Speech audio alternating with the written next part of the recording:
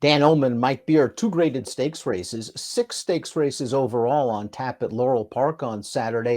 And we'll start things off with the Barbara Fritchie. This is a grade three worth $250,000. Fillies and mares going 7/8 of a mile. Let's take a peek at this field. The Maryland bred Fee d'Esprit is going to be defending her home turf yet again. Mike, she was a pretty good third in this race in 2022, and she's coming into this race in excellent form, having won the What a Summer last time out, going 3/4 of a mile. Jerry Robb's done a great job with this horse after claiming her for $10,000 back in the summer of 2020. Yeah, her overall form's very, very good for this trainer. Nice rebound effort last time too, Dan, to win that What a Summer, because two back, I'm not sure what happened there, but she was pretty bad as the favorite, but she got back on track last time in her typical race. Feels like it's just going to make her really tough in here. Let's throw up the Timeform US Pace Projector. Curious as to your opinion on Fee d'Esprit. I think this is a good spot for her. Probably mid-pack after the opening quarter. The 2 and the 5 certainly look like pace presences, and I see the 3 and the 6 tucking in right behind. Looks good to me. Yeah, I won't argue too hard with this pace projector. I feel like the 2 and the 5 should certainly go forward in here. Certainly that feels like Swayin to and fro. She wants to be part of the pace, and her good race is actually very good. I do think the 6 Union Lake will be right up close early. Then she's not a slow horse. I think she's best when she's involved. Prodigy Dial, the number one's a multiple stakes winner, and she's coming into this race off of a victory against high-level allowance horses. We're going to take a look at that race right now. On January the 7th, she broke from the rail that day as well. She raced far behind early. Horatio Caramanos got her to the outside, and she's going to run down a loose leader that is getting very tired. It's a good performance, I guess, just to run this race down. They had a nice win for this filly. They ran her in this race last year. I thought all in all, she just ran okay that day. I didn't think she had a big excuse there. And it kind of felt like she just wasn't good enough. She's made 4 starts since then, and her form has held up. That's for sure. I don't think she's really done anything to make me feel like she's going to be tougher in this race this year. About a 3-month layoff for the number 2, Liscolvin, who made her stakes debut last time out in the Safely Kept for fellow 3-year-olds. She showed good speed in that race. She was second best to Swayin to and fro, but she keeps on improving from start to start. Now, is she as fast as Swayin to and fro? Do they want to find out? I'm not sure. Do they want to let Swayin to and fro get to the lead, maybe get to the outside this time? It'll be interesting to see the tactics that Frankie Pennington utilizes. That's true.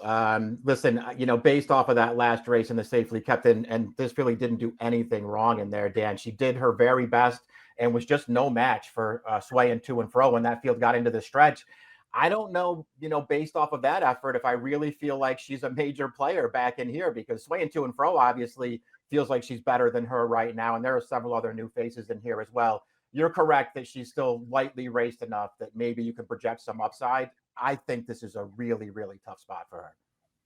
The number 3, Pass the Champagne's one of the horses to beat in this race. She's very talented. Unfortunately for connection, she's been quite brittle in her career. In only her 3rd lifetime start, she was beaten ahead by Malathot in the Grade 1 Ashland. Malathot, of course, is now a 2-time Eclipse champion. After a poor performance in the Kentucky Oaks, where she had some trouble, she went to the sidelines for a long time. She only raced once last year. She won sprinting. Then she went to the sidelines again for about over a year, and here's her most recent performance. The Wayward Lass, 2-turn race. She battled on the lead with the eventual 3rd place finisher, put that horse away. These fractions are pretty legitimate, and it's going to take a sharp horse with a lot more recency to run her down. Pass the Champagne was very game in this race, and George Weaver thinks she might even be better going 1 turn.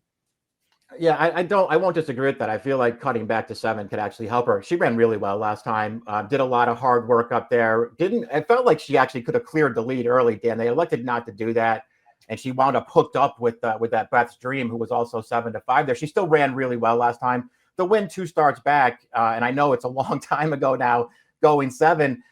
I think she ran a little better than that 72 buyer might give her credit for. She didn't break great in there. She sort of rushed up to get after the pace and just stayed on really nicely. She's a very dangerous horse in here.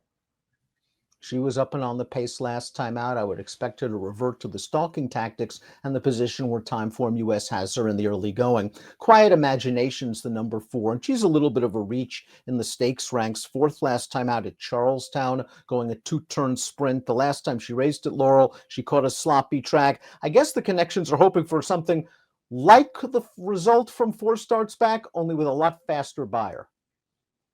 Yeah, I guess we'll see. I mean, to me, she's just almost impossible to make a serious case for in here. I guess they'll just sit back and hope for some pace. The 5 is Swayin to and Fro. And Swayin to and Fro came a long way from racing in the Ellery Trials in the spring of 2022, claimed by Mario Saray. She really became one of the better 3-year-old filly dirt sprinters in Maryland. She won the Safely Kept. She beat older horses in the Willa on the Move. And last time out, while no match for Fille d'Esprit, she was on the pace and battling it out early. Yeah, maybe that worked against her, Dan. I don't know. I felt like it was certainly, and the figure suggested as well, certainly a step back for her in that race last time. I don't know what your thoughts on that race were, Dan. Didn't really break that sharply from the gate. So maybe that was an issue. Wound up dueling the pace, no match for the winner as that field came into the stretch. I really did like her races 2 and 3 back, though. If she can run one of those, she should be a handful in here. Union Lake is the number 6, very lightly raced, tons of upside potential. One of the major questions in this race is, will she be as effective without Lasix as she is with the anti-bleeding medication? She's a perfect 3 for 3 with Lasix. She's 0 for 3 without. Of course, she runs without on Saturday. Now, she ran in the Raven Run 2 starts back. The line looks awful. I talked to John Terranova this morning. He said there was an excuse. He said when this horse was down on the inside, she clipped heels with a horse right in front of her, and Johnny Velasquez just immediately gathered her up. She just didn't seem like she wanted to run after that. She did come back off that performance with this effort, second level allowance at Aqueduct, and she ran a heck of a lot better. She caught a hot favorite that was on the lead. She ran right by her. That favorite came back to win with something like a 92 buyer speed figure. I like this filly's tactical speed. Terranova likes her outside this time. I like all those things too. She's really good in this race. Just a really easy win in here, Dan, after just sitting up on the pace. This is a nice performance and another step in the right direction. Interesting to hear you, quote Terranova about that Raven Run. I didn't see her clip heels. I suppose that's possible that happened down there. She was pretty bad in that race. And it actually did make me wonder about Lasix with this filly and maybe the fact that she just needs it. I don't know, because really that's the only race, though, that she hasn't shown up. Every one of her other races is good. And that includes the Prioress, 3 starts back without Lasix. She ran really well that day. There's a chance this pace heats up a little bit, and the number 7 Moody Woman does have a kick at a bit of a price. We're going to watch her last race, a high-level allowance going 5.5 furlongs. Now, there were some classy local horses in this race. Princess Kokachin, Street Loot, those horses returning off layoffs. Response Time was in very good form. Moody Woman swung to the outside. She did her best. She made up some late ground. She's capable at 7, but she's going to need some pace up, and she'll likely need to improve. Yeah, probably needs a career best effort if she's going to try to get a piece of this, which I don't think is impossible. We'll see how the pace plays out for her, because to me, that's just going to be key for her. She just needs something to run at in the stretch. 3 back when they ran her in the Safely Kept going this distance. And listen, she was no real factor in that race, but I didn't think she ran poorly at all in a race that was just sort of dominated up close to the pace. She was really the only one making up ground in there. Mike, like you, trainer Jerry Robb was perplexed as to why the 8 Fille d'Esprit didn't run very well 2 starts back in the Willa on the Move. The only thing he could put his finger on was that closers just didn't seem to be making up a lot of ground that day. But I could tell in his voice he was a little worried about what she would do in the What a Summer last time out. Well, I guess there's no worries, because Fille d'Esprit was back, baby. Here she is swinging on the outside, right past Swayin to and Fro, and she goes on to a blowout performance. And she's a big, strong filly, very capable at 7/8, and her record speaks for itself. Yeah, she's just a good horse. This is a really good performance, especially considering how poorly she had run in her prior start. We picked it up in the stretch, Dan, when she was already taken over and just moving away, but she made a strong move on the turn of this race just to get up into contention. Really good performance. If she runs like that, she'll be tough right back in here. She's got the shippers to deal with this time, though. This time she's got to do it against tougher company. Let's take a look at our top selections for the Grade 3 Barbara Fritchie. I'm terrified of Pass the Champagne. We usually prefer horses cutting back to 7/8, but I'm going to take Union Lake. I think she has a lot of upside. She is going to stretch out to 7, but I think she's going to trip out tracking the pace from the outside.